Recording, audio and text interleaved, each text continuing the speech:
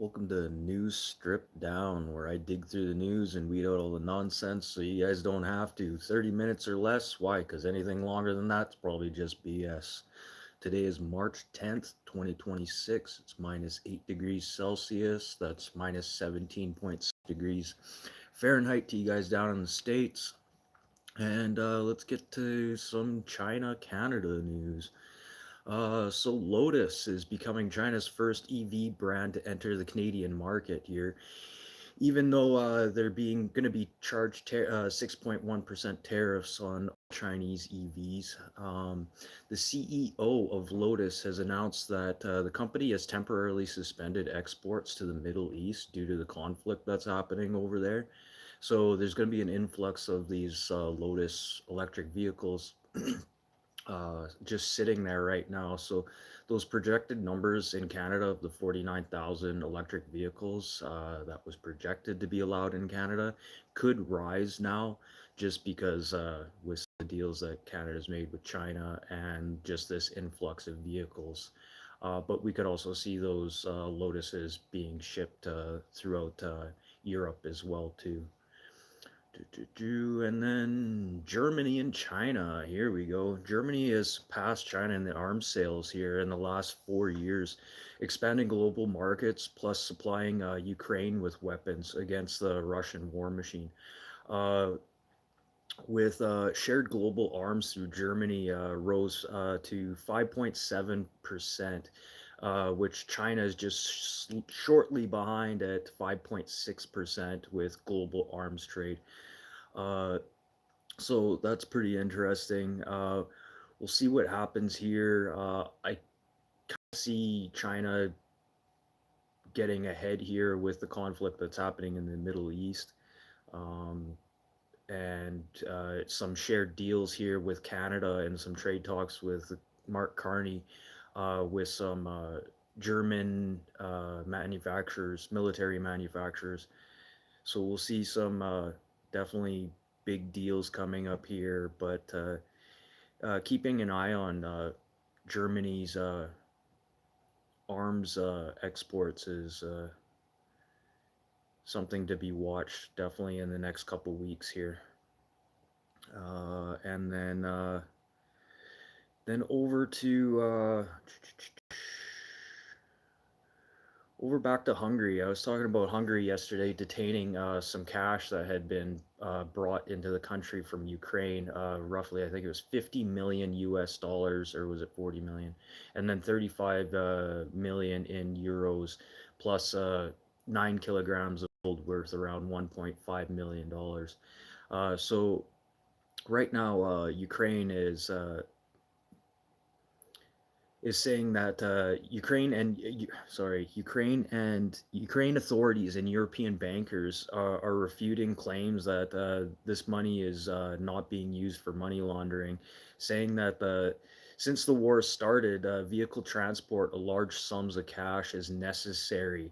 Yes, but under proper rules of thumb with the proper channels that they have done this, it seems suspicious by all means. So Hungary will return the cash as long as they can provide that Hungary isn't being used as a money laundering hub. So that's pretty interesting. So I'm going to keep an eye on that and see what happens with that money. But they could have went through proper channels and proper documentation to be bringing the money in and out of the country. But it just, when it comes down to it, with the wrong documentation or just not having proper documentation, it does seem suspicious, especially with the amount of money that's been flowing into Ukraine. How is everyone really kind of keep track of that too? So yeah, it almost looks like somebody's skimming off the top here, taking advantage of Ukraine and their situation, and I mean by Ukrainian government themselves. And then over to Norway. NATO's doing some cold response exercises up there in the Arctic Circle right now, and Prime Minister Mark Carney is on his way to Norway right now to kind of view and see what these exercises are like, and to also be a part of the Saab is doing a showcase on their Griffin fighter jet up there. Uh, and then also while up there, he's going to have a sit down with Norwegian Prime Minister Jonas Store to discuss some trade with trade, clean energy, some critical materials, and some aerospace sectors.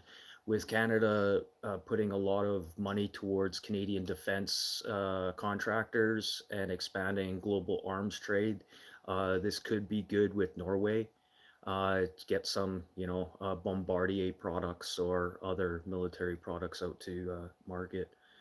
So that's pretty cool. Um, and then talks about potential delays on Saab's Griffin jet. US-based General Electric is planning on investing $1 billion to expand the Rolls-Royce engine program into the US. Uh, it kind of looks like a bidding war between Canada and the US over this engine contract here right now.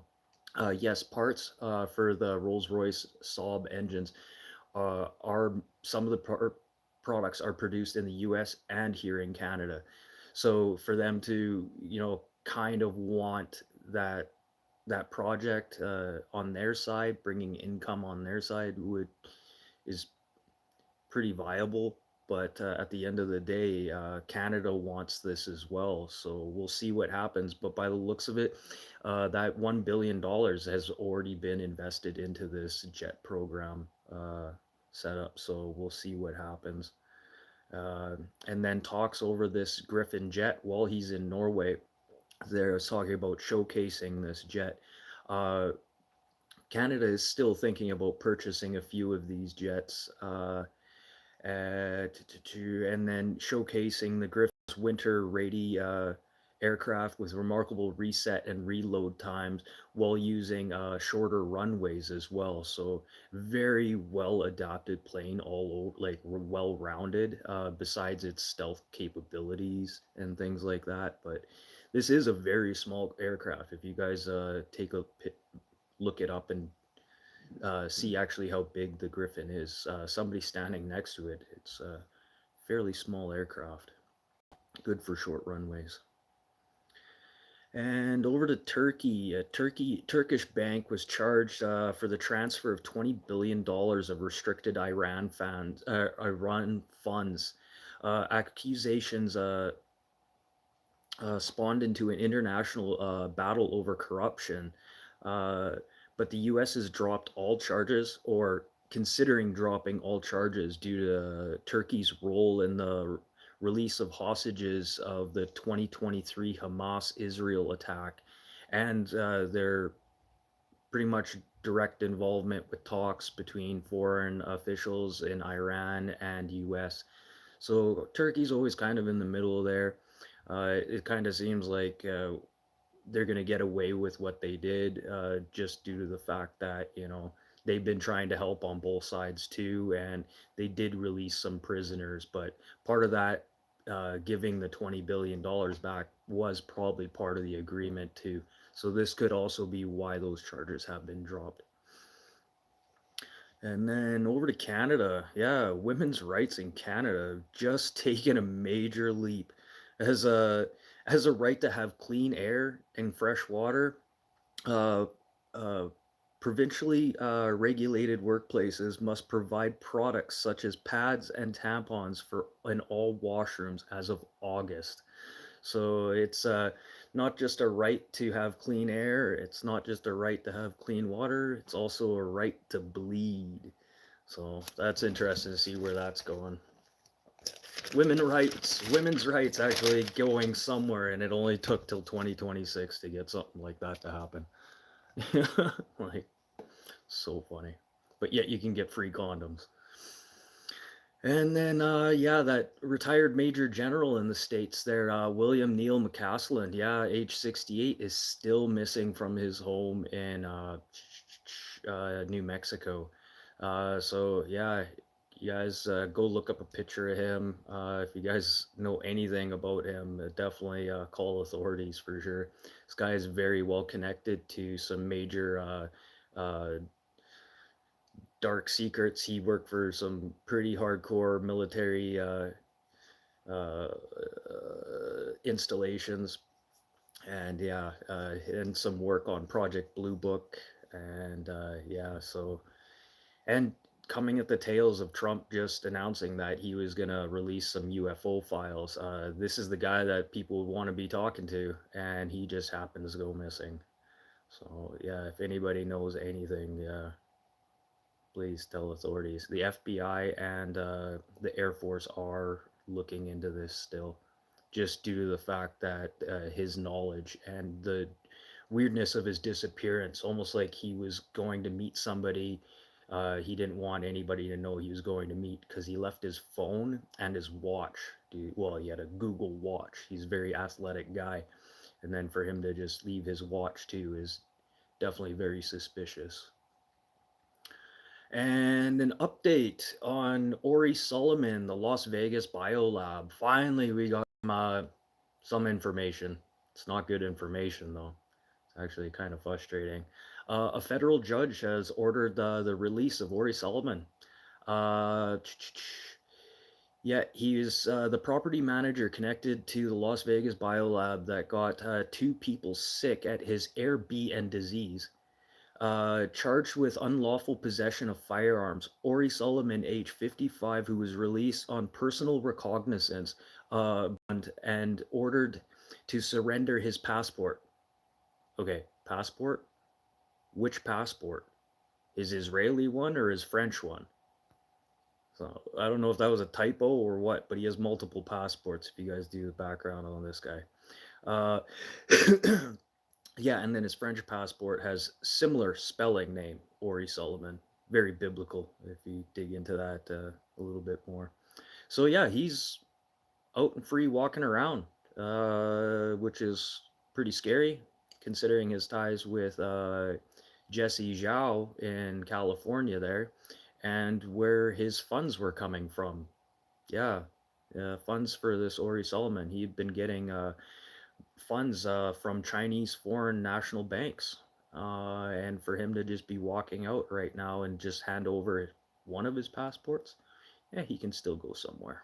And if he has two passports, he's probably got more than that. They just got one bunch of his stash. So that's pretty much it for the news today. I'm kind of glad I found some stuff on Ori Solomon there.